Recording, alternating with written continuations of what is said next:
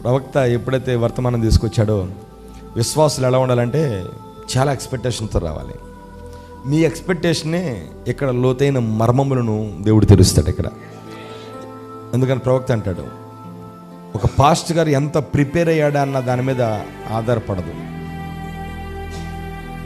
విశ్వాసులు ఎంత ఎక్స్పెక్టేషన్స్తో వస్తారో ఆ ఎక్స్పెక్టేషన్స్ని బట్టే దేవుడు ఇక్కడ వాక్యాన్ని తెరుస్తాడు ఆయన. కాబట్టి మీరు చాలా ఎక్స్పెక్టేషన్స్తో వస్తే అంతే ఎక్స్పెక్టేషన్ని మీరు రీచ్ అవుతారు. ఈ ఎక్స్పెక్టేషన్ అనగానే కొన్నిసార్లు మనకు గుర్తొస్తూ ఉంటుంది. భౌతికమైన విషయాల్లో చాలా ఎక్స్పెక్ట్ చేస్తాం మనం.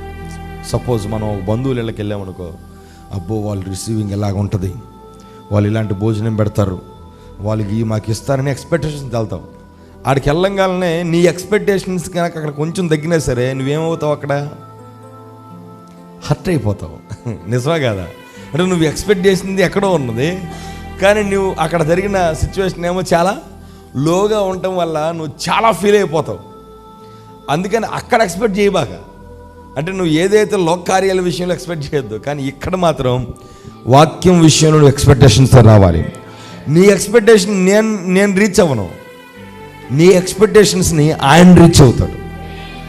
ఎందుకంటే నేను కూడా ఎక్స్పెక్ట్ చేసి వస్తా ఇక్కడికి. ఏదైనా సరే ఇక్కడ నేను కూడా నేర్చుకునేవాడిని.